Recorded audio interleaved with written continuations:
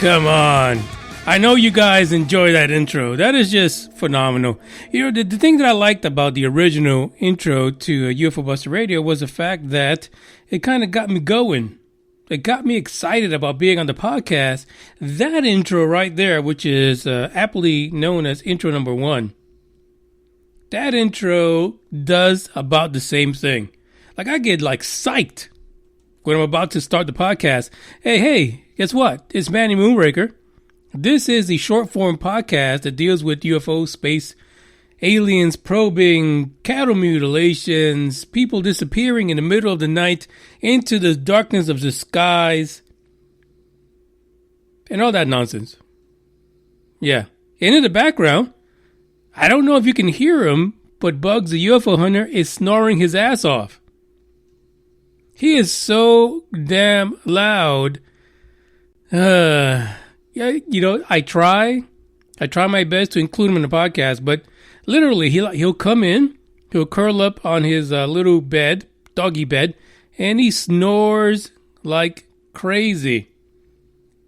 Honestly, if I had this mic not attached to an arm to my desk, I probably would bring you guys a little closer.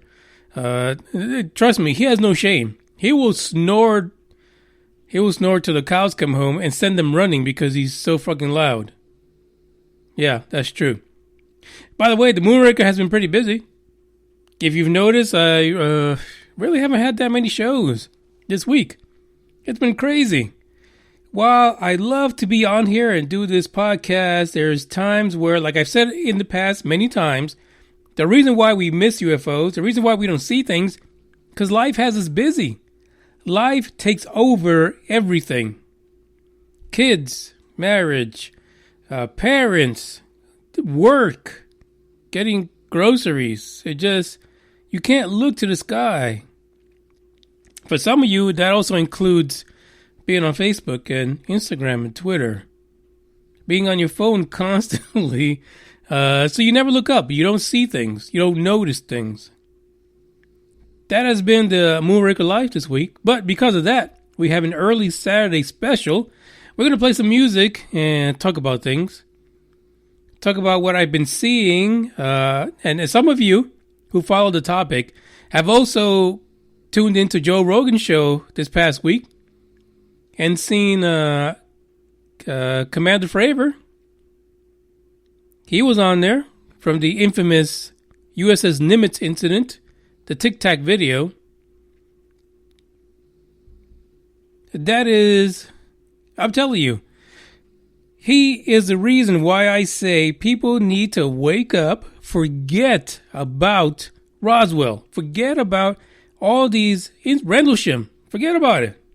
Don't even think about it. Forget about those incidents. They mean nothing compared to what Lieutenant Commander Fravor is telling you.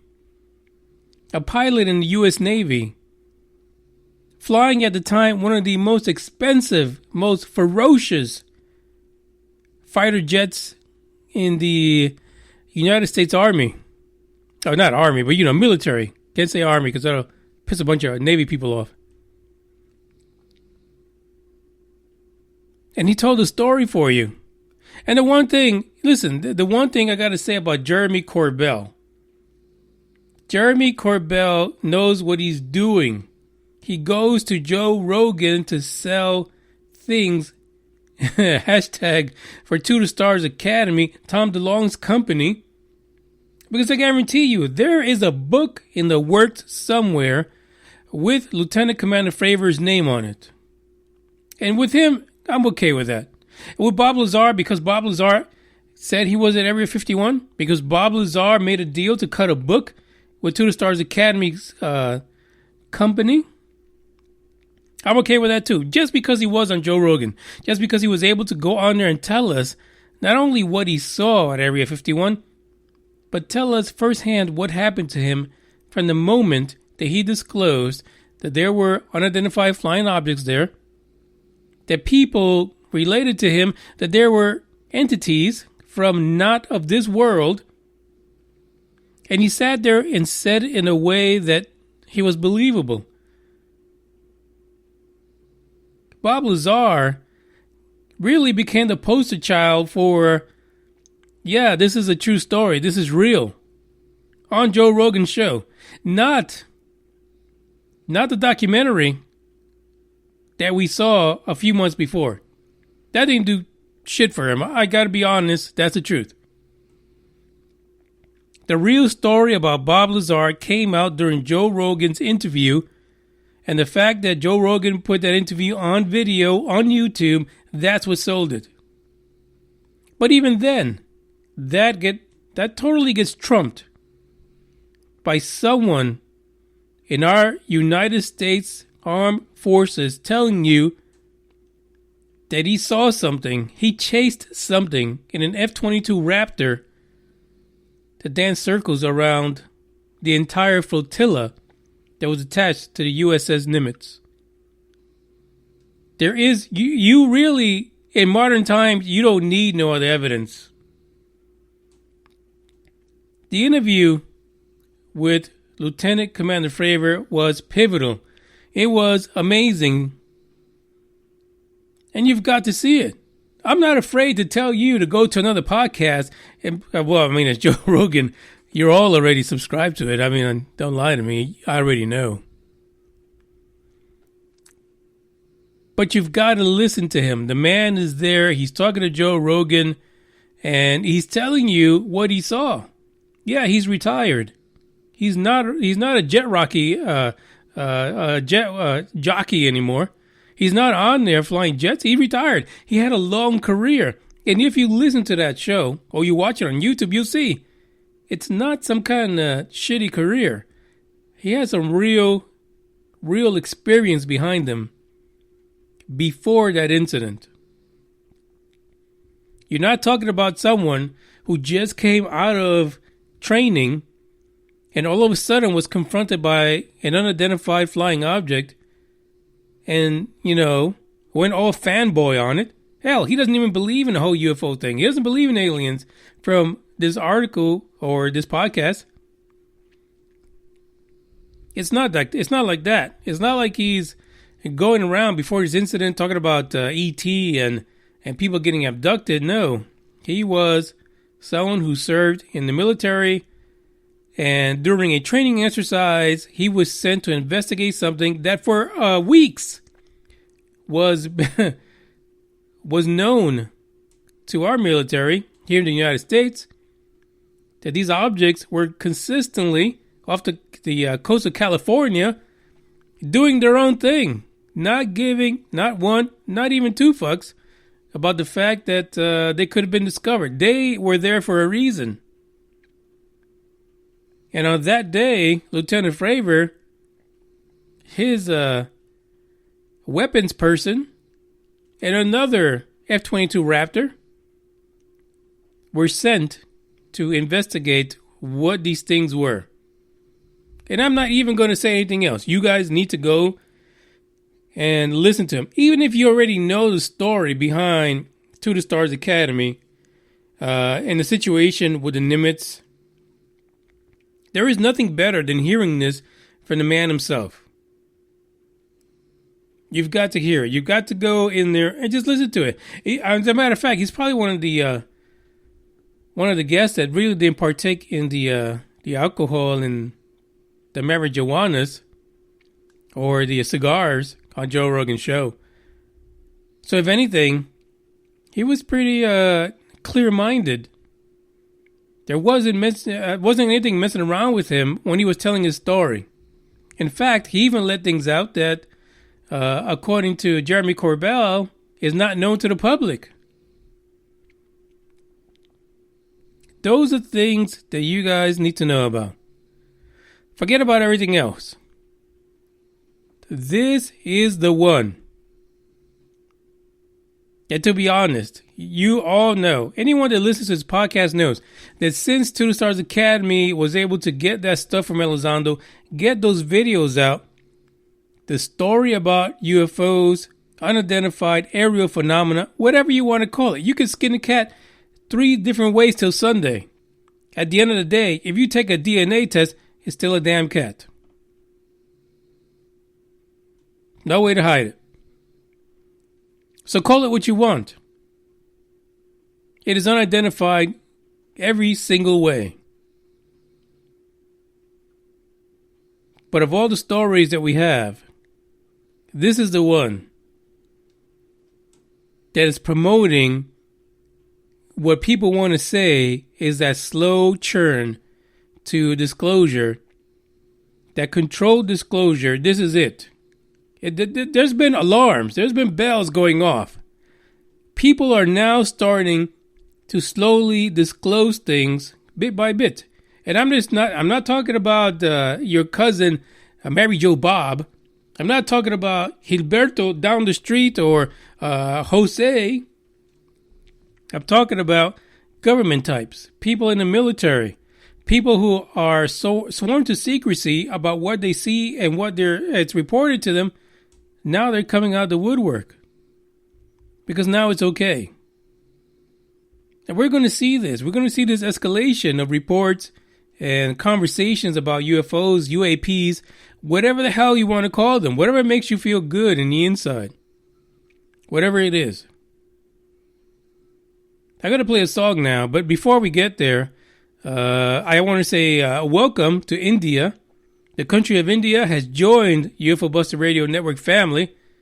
I think that makes us, we're like 30 countries now that UFO Buster Radio is simulcast across. But don't be afraid in your country. Whatever it is, Brazil, Argentina, China, Japan, Russia. I'm in collusion. Yes, I am collusion. Canada, the U.S. Don't forget to share it. Don't just sit there and just listen to me.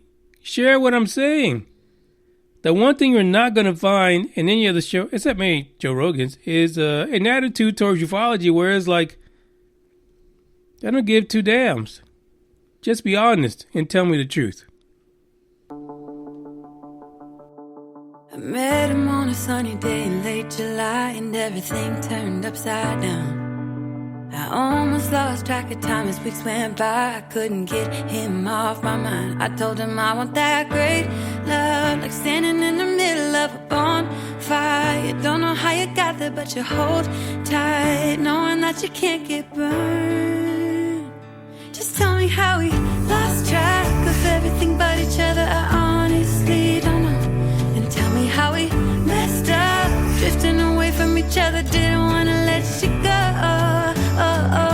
Cause we wanted different things, and I have to deal with it, but it's not easy. So tell me how to let go, cause you really seem to know how to carry on your own. Ever since I got a good look in his eyes, I just knew that he was special. He said he wanted to take it slow, but I couldn't help that I wanted to take it to the next level. Cause I wanted that great love, like standing in the middle of a bonfire. You don't know how you got there, but you hold tight, knowing that you can't get burned. Just tell me how we lost track of everything but each other. I honestly don't know. And tell me how we messed up, drifting away from each other. Didn't want to let you go. Cause we wanted different things, and I have to deal with it, but it's not easy. So tell me how to let go, cause you really seem to know how to carry on.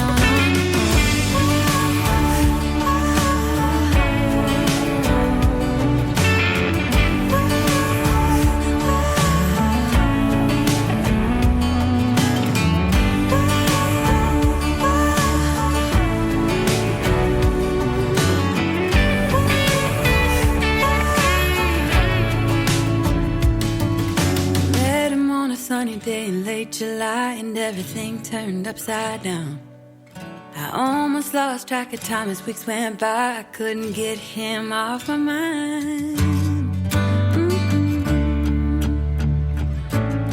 I couldn't get him off my mind.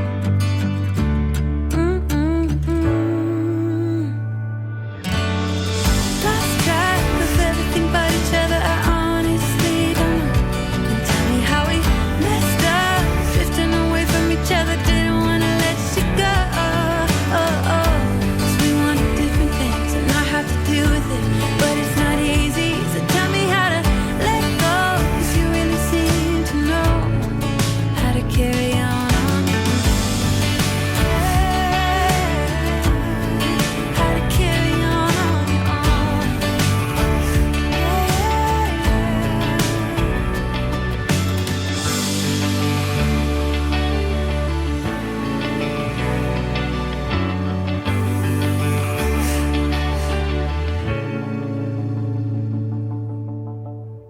Carl.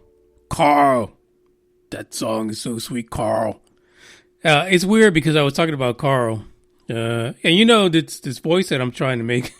Carl. It comes from The Walking Dead. You know, the kid, Carl. But I was talking about a super hater, a troll named Carl. And I received so many memes about Carl through social media just because Carl was harassing me. And you know what? It was funny as hell. I enjoyed every single bit of it. You know what? Listen, we all have a Carl in our lives. There is one person who tries to screw you over and has no clue who you are. Not only don't they have a clue what you are, what you're about, what do you do, but they're just haters. They're just trolls. So Carl, you have a Carl in your life. I know it. I know you do. We all do. There is someone who is hateful and bitter and has nothing better to do than to say negative things about you. And they don't know you from Adam, Eve, or anybody else in that chain of command there. But that's the way it is. And we have to deal with it. Because when it comes to this topic, especially ufology, there is nothing but haters. People are closed-minded. Let's be honest. Closed-minded to the nth degree. And that's because as human beings, we cannot fathom the size of the universe that we are part of. That's really what it comes down to. Because these people who are trolls and haters, their universe is their own minds. They can't think beyond that. Yeah, I'm not going to lie. I can't sit here and say, and no one can, that they understand the magnitude of the universe that we are a part of. Not a single person. No one can. You can look at the numbers until the cows come home and get mutilated. You can. But they're not going to mean shit to you. You cannot sit there and say that trillions and trillions of light years of travel is something that you can sit there on the shitter and come to terms with it. You can't. You can barely come to terms with your own damn life. That's what makes this topic so difficult. That's why it's so controversial. People can't even think out of their own environment. So things when you talk about there being life anywhere else other than the planet Earth, other than the town you fucking live in, it becomes a problem. It becomes extremely difficult. It's a challenge. But enough about that. 972-290-1329. I might have said it too fast, but if you look in the description, you'll find it there. That is the number for UFO Buster Radio. You can call in if you want to. Hell, I might even... You know, when we take that next break for the next song, I might just call someone just out of the clear blue yonder sky. I will do it. That's what I'm struggling with. You know, sometimes you in life. And by the way, this is the Saturday episode where I just talk a bunch of shit. It's a little early because I haven't been on the radio for the last few days. But sometimes, I know you guys have felt it, basically, when you're sitting around, you're thinking about your situation in life at the moment. You're thinking about things that are going on, and somehow, it hits you right square in the chest. God, I've been through this already. Why didn't I learn the first time? You notice things, you notice behaviors, you notice attitudes. Situations become really familiar because you're repeating history again in a kind of microcosmic level. Just in your own environment, in your own life, you notice you fucked up again. You're in the same situation. You're feeling the same pain, the same heartache. It might be a little different. It might be coming from a different origin, different person, different attitudes or whatever, but it's the same thing. You've allowed yourself again to be victimized. It's the same thing about ufology. Sometimes I do. Sometimes I think about, is the situation with Two Stars Academy, Lieutenant Commander Fravor, Elizondo, Tom DeLong, Deuce Bigelow, the Space Gigolo. Are they victimizing us for money? I went through that this week. You know, when I saw that Bob Lazar has a book coming out that was published by a company that is an offshoot of Two Stars Academy, I was like, damn, they did it to me again. They did it to us again. Again, they sold us out for the money. Yeah, Bob Lazar was out there telling us a great story. He recapped things. He was as serious as can be. He was honest. He was delightful. He was entertaining. He seemed truthful. He sold it. But did he sell it because there was a book coming out? Because he had a book deal in the works? That's the same pain. That is the same pain, repeated again. Where folks in ufology sell you things not because what they tout. You know, they tell you in the beginning, oh my gosh, if we had this technology, we could save mankind. No one would ever starve again. No one would have trouble getting anywhere again. They would have absolute, unequivocal power, electricity, water, food. We wouldn't have people in poverty. But then they turn around and sell you a book. That fucking book is not going to help any of the people in poverty. That's what the problem is. That's the pain in your chest when you get rammed by someone like Two Stars Academy and Tom DeLonge. So now they're selling us a book about Bob Lazar. How is that going to go to poverty? As a matter of fact, they promised that they're going to create their own spaceship. Completely laughable. There is no spaceship. Where's the spaceship at? I haven't seen anything about it. I don't see any blueprints or schematics or anything like that. But they continue to sell stuff. And how is Jeremy Corbell involved in all of this? Has he joined the ranks of Two Stars Academy now? Is he part of the people that are trying to get in your pocket? And not really, at the end of the day, they're not going to give you any evidence, any technology, anything other than a few videos. Over the last month or so, they're increasing their publicly announcements, their public show that they have metamaterial from UFOs. Pieces that have fallen off UFOs. You see pictures of it. Layers and layers of who knows what the hell it is. But they stand by the fact that it's metamaterial and we're testing it. We're running it through all kinds of analysis. And we'll get back to you. We've heard this now for, 2 years? Metamaterial. God, Bugs is like snoring so damn loud. I don't know if you guys can hear that. Jeez Louise. He's gonna like disintegrate if he keeps snoring like that. But they've been selling us on this metamaterial and we have nothing. Zero. How long does it take to study something before you give us some kind of report? Something. Tell us what is the makeup of this thing? What are all those layers that we see on pictures? Who found it? How did you get it? What incident was it involved in? Was something that someone reported? We've got zero. Nada. But we sit here like little schoolgirls in our big girl panties just trying to imagine that one day we'll have all the answers. I have a feeling that all the answers are going to come at a price and you'll have to pay for it, like $19.95 or something like that, for a book with the analysis and the conclusion. And I hope it doesn't turn turn out to be like a Stephen Greer Atacama Chilean Desert alien situation where they say that it was just a deformed fetus. It would really suck if after all we're being led to believe that it turns out to be a part from a 747 that got struck by lightning in a storm. There's no way you guys can hear Bugs in the background.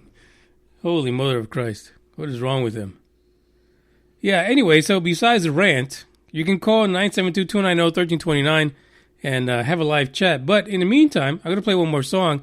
I do have 2 news articles to go over, believe it or not. Shit, I do. So we'll go over those next. So hang on tight. Don't go anywhere.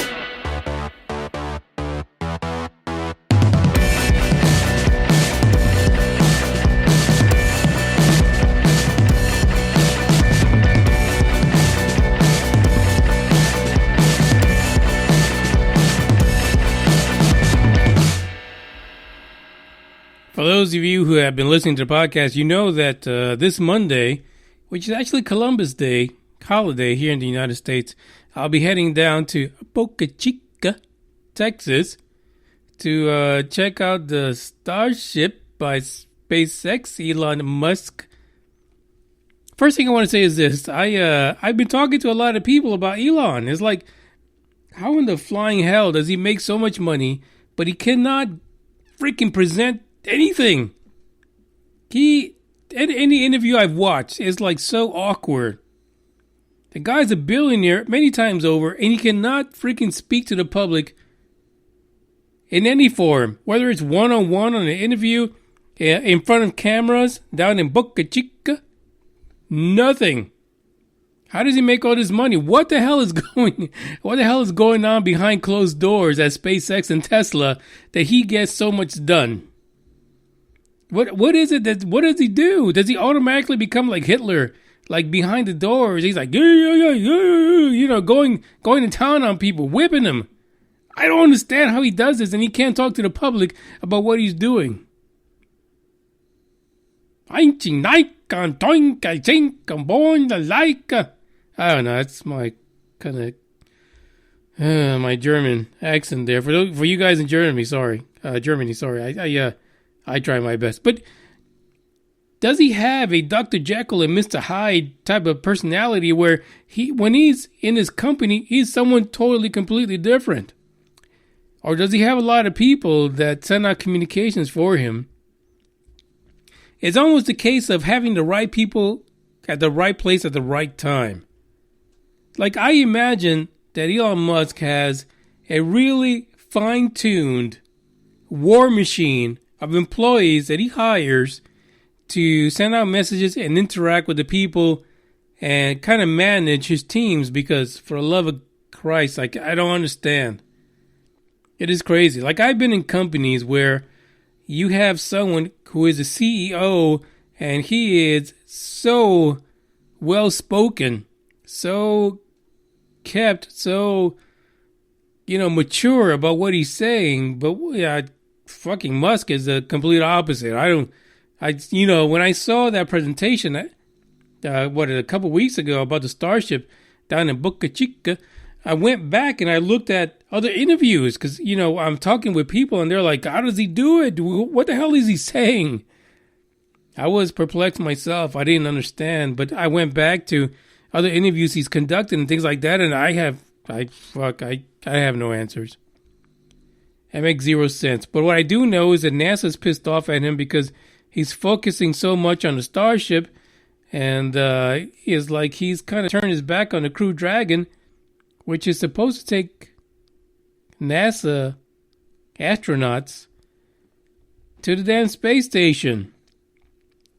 And really, it's to kind of save NASA money, right? Because they're paying the Russians too much money. Too much money to have astronauts go up there. That was Bugs just now. He sounds like a fucking motorcycle back there. Too much money. So they're pissed off at him because he's basically just focusing on the Starship, which I'm supposed to see on Monday, Columbus Day, and he has taken the damn thing apart. Thanks, Elon. God bless you. Yeah. Elon took the Starship apart.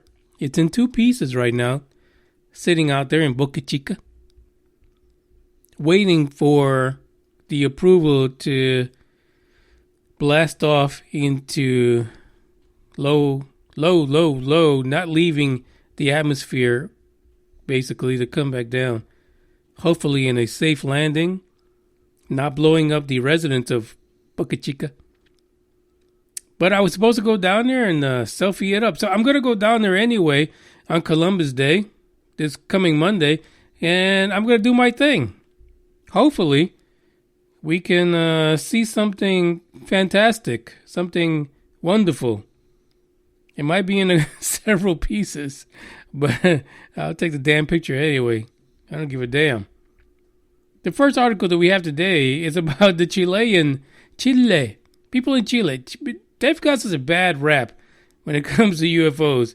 And by the way, people in Chile, I know you listen to me. Don't take this the wrong way. There's an article that says Chilean astrophysicists on alien life, Mars, and space exploration. We know the Atacama Desert in Chile is famous for all kind of things. Yeah, a lot of things, thanks to Stephen Greer, the reptilian man. That probably is one of the worst things that could have happened to the Atacama Desert is having Stephen Greer talk about that fake little alien body and trying to sell the people on it, and then saying it's inconclusive. It's inconclusive what this is. That doesn't help people who want to believe in E.T. and ancient aliens and people that feel that there are civilizations or cultures in our past that actually had contact with such beings. Again, it's all about the money. It's all about the money. Well, in the Atacama Desert, we have the two largest telescopes, the ELT and the Giant Magellan, which are under construction.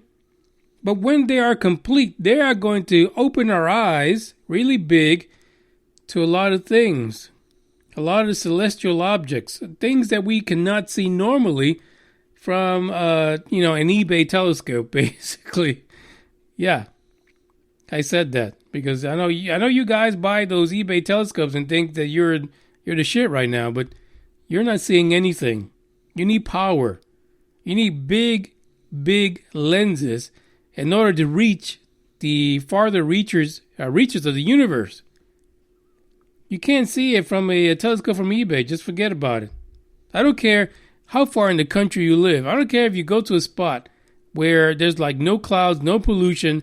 Hell, Billy Bobby's is like 30 miles away. You need something significant. It's just what it is. Dr. Maria Torres Ruiz from Chile, from the Chilean astrophysicist.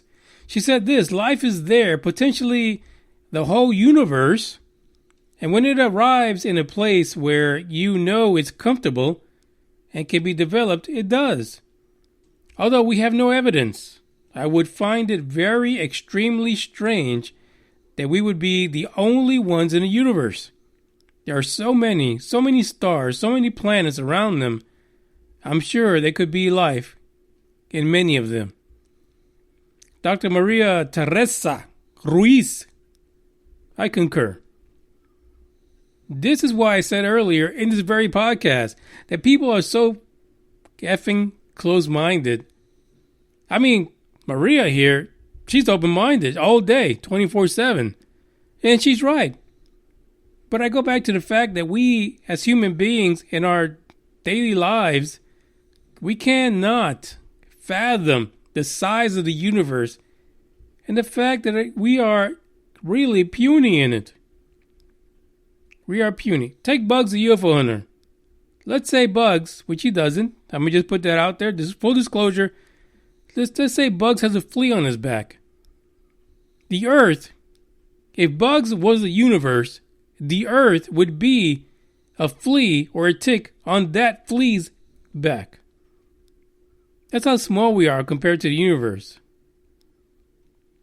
We are smaller than a flea on another flea that's on a dog. That's how tiny we are. Completely insignificant. And really, that's the argument that many people make in science. How in the world would people give two shits if they lived in another civilization trillions of light years away? How would they even be able to find us? How would they even find planet Earth? Why wouldn't they? If you look at someone, if they are so advanced that they can travel in between solar systems, in between galaxies, in between, light years, trillions of billions of light years by bending space and time in order to jump from one place to another, why wouldn't they be interested in us? We have decades of radio signals leaving our planet. We're about to talk about the ionosphere in a little bit, but think about everything that just escapes our planet. Every satellite that we've sent out there with messages regarding our DNA, what we are, broadcast, telling them that we are here. Do you really think that no one at all listens? Do you really think that any civilization that is thousands of light years ahead in development from us, that they would not hear that they're not looking? Fuck, we're looking. We barely got all our hair off our apes. Yeah, we're barely developed. Let's be honest. We're still warring monkeys. That's what we are. We still fight like warring monkeys fighting over a fucking palm tree in the middle of the forest. That's what we are. We do this constantly. But we send messages out because we want to be heard. And I guarantee you, any sentient life form in the universe is listening for other life forms. Whatever reason there may be. I'm not going to sit here and say that other life forms are listening because they're happy-go-lucky. They're walking around with gumdrops and jelly beans in their minds, wanting to be friendly with everyone. I'm not saying that. I'm not saying that at all. I guarantee you, any civilization out there, no matter what it is, they have their bad days and their good days.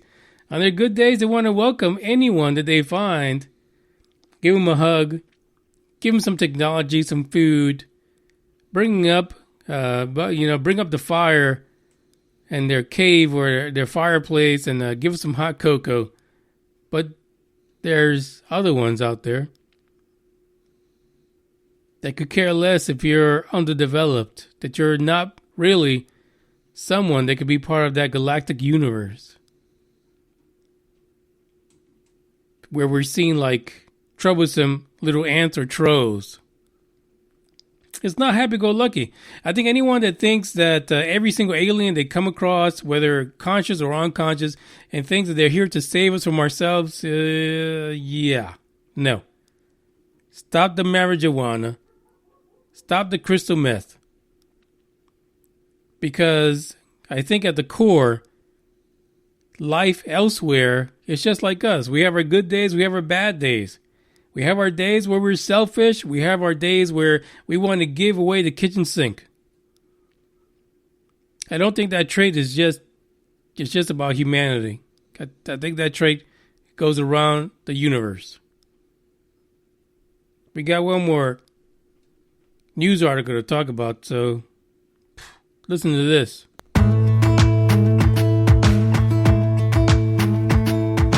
Jump into the car on a Friday night. I wanna drive with you. Looking for a bar in the nearest town. I've never seen a sky so blue. We don't ever play it and the night is young. It doesn't matter what we do. There ain't nobody like. There ain't nobody like. You look so beautiful. And I'm so lucky to be yours. And you're taking me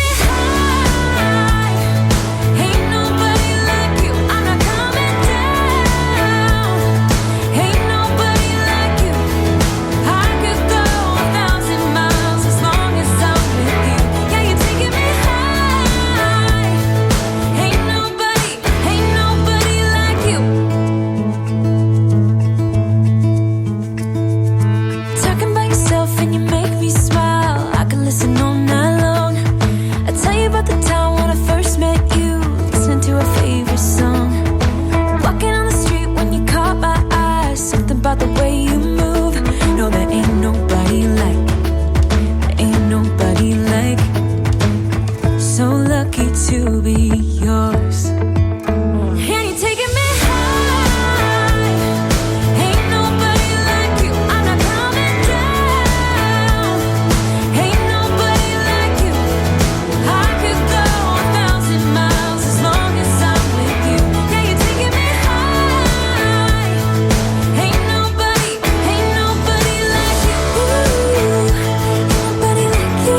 like you. Ain't nobody like you. Ain't nobody like you.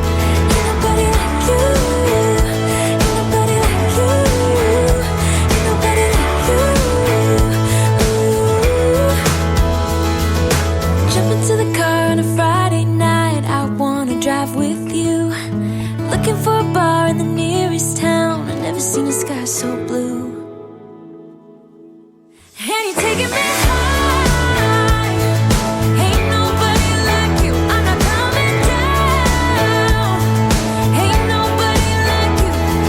I could go 1,000 miles as long as I'm with you. Yeah, you're taking me high. Ain't nobody like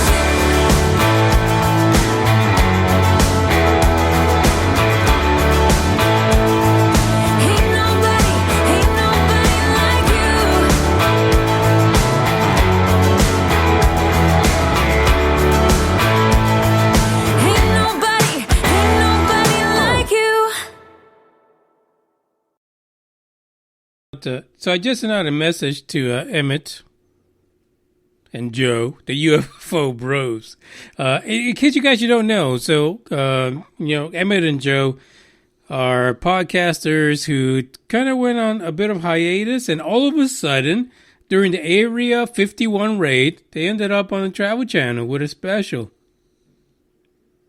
So I kind of tweeted and Instagrammed with Emmett, which I think is Emmett, because Emmett's a bit more of the socialite than Joe, I believe. And don't shoot me for this, but that's the way it is. That's the way I think it is. Not too long ago, I did have Emmett on the show. We talked about UFOs and things like that. But they had the show coming up, and they were doing their little social media blasting. And I actually saw the episode on Travel Channel. It was pretty funny. When I tell you the UFO bros are hilarious because they're brothers, for those of you who are not aware, but also Big O and myself, we're brothers as well. But Big O took a hike and Joe stayed in it, so there you go. That's just the way it goes. But it's a good special. I saw it. It took a bit of work to get to it. You've got to check it out. There's a lot of things I want to talk about, but I don't want to talk about it out of context. I'd rather have Emmett and Joe come on if they can. So I sent them a message to see, but it does say they're offline probing. To be honest, I swear to you, that's what it says, that the UFO bros are offline probing or away. So that could be a fact. Fact. Hashtag it. The next story is also kind of fascinating because we talked about NASA. So NASA is pissed off at SpaceX because their Crew Dragon is behind, and they felt that Elon Musk was pushing the Starship way ahead of the process of getting the Crew Dragon completed. The Crew Dragon, of course, is supposed to be a vehicle for our NASA astronauts to be able to go to the space station, do their thing, deliver stuff, and then come back down safely and land. Kind of like the old days, right? That's basically what it is. But apparently there's some concerns about the safety because a few months ago, one of the Crew Dragons during a test blew up. Kaboom. And I'm sure a lot of people at NASA have flashbacks of the space shuttle. The space shuttle just blowing up and all those poor astronauts losing their lives. Bugs is so loud back now. I gotta listen to this on the playback because geez Louise, he's driving me insane. He sounds like a V8 right now. The article says NASA launches satellite to explore mysterious region where air meets space. In a lot of ways, I don't know why I picked this story, but I think it's funny. What the article is talking about is the ionosphere. The ionosphere is basically an ionized part of the upper atmosphere of our planet, our little blue planet that we sit on, poop on, drink on, eat on, have babies, all that kind of stuff. And basically, it kind of keeps a lot of the bad things out, right? But it's ionized by solar radiation. I picked the article because a lot of times you think these are the things that make you go, what's really going on? So we've had Apollo missions. We have astronauts going to the International Space Station. We've had the Space Shuttle, one of the most glorious space programs NASA has ever had. I can tell you, one of the most magnificent sights, besides my missus, is to see the space shuttle take off at night from Florida. Amazing, beautiful sight. A testament to our ability to let go and to really reach some of the greatest potentials of humanity in so many ways. And then they ended the program. It's like, what the hell just happened? Yeah, there were some mishaps. Yes, lives were lost, but why would you give up? It makes no sense. Makes no sense.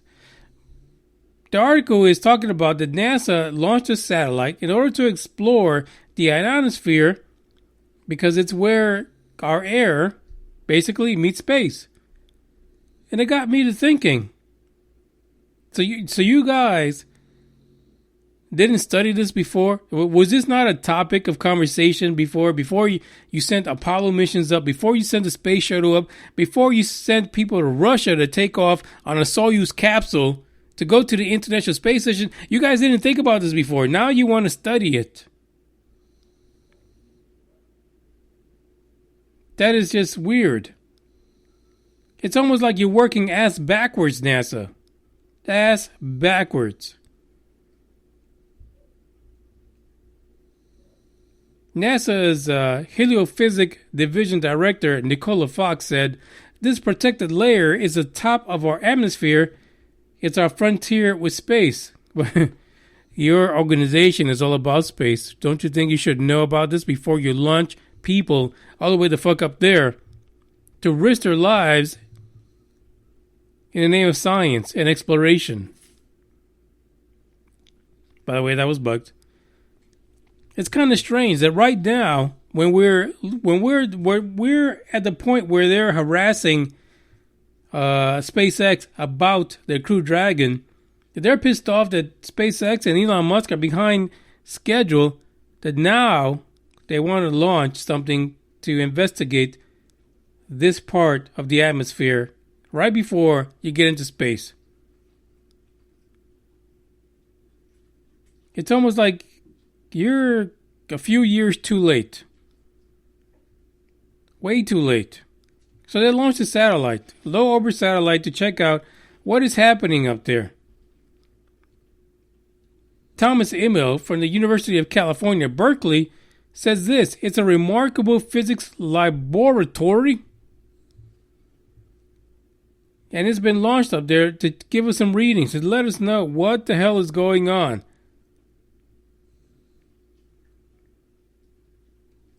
There is a NASA satellite that was launched last year called Gold, and is studying the upper atmosphere, but from, much higher up, kind of beyond the upper atmosphere, to figure out what are the effects. What are the effects of the ionosphere on not only things like radio signals, astronauts going up, but what happens? What happens when we cross that line in the sand, when we go into deep space, or even low orbit, to be honest? So they're planning more missions in the coming years to study the ionosphere, including some missions from the International Space Station. It just seems like this is kind of ass backwards. Like you guys should have been studying this before you send people up into space. Where the fuck is all the money going to? Are you guys just do this at the last minute?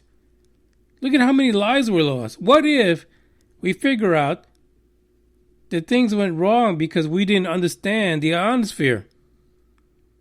You would think that you would forget about a space race with the Russians and think about the safety of the people you're sending up into space. And we could take that a step further. Hopefully, Elon Musk has done the same thing. He's thought about the fact that the people that he's sending all the way to Mars, potentially the moon first, that they are protected in their spacesuits, in their craft, that they're not being bombarded by radiation in a way that would limit their lives, really shorten their lives, to the point where some of them might even see the fact that they were the first Americans to hobnob on the moon, crack open a vodka, or drink some champagne, something to become really meaningless to people. We got one more song, and then we'll wrap this up, so hang tight.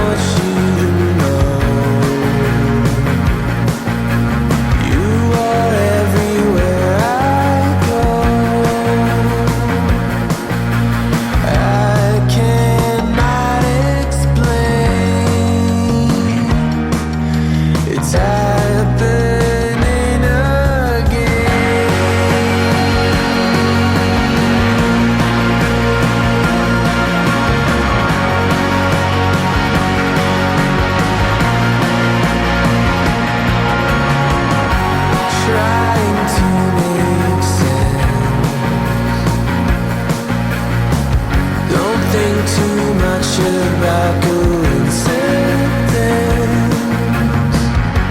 and what could have been. In a lot of ways I am still 17. I cannot explain. It's happening again. Oh,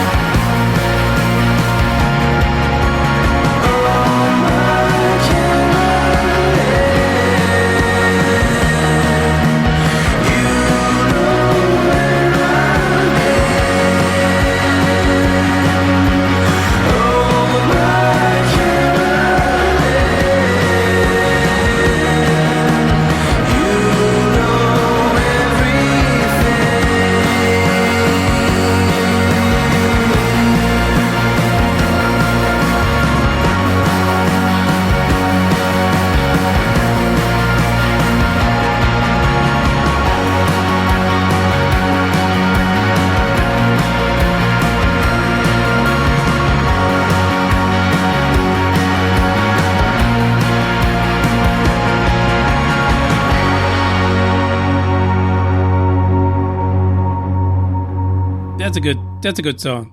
Basically, I can't explain the damn thing. That's the end of the UFO news. Some of you will just tune out. They're like, fuck it, I'm done with you, Moonraker. But I just want to say this.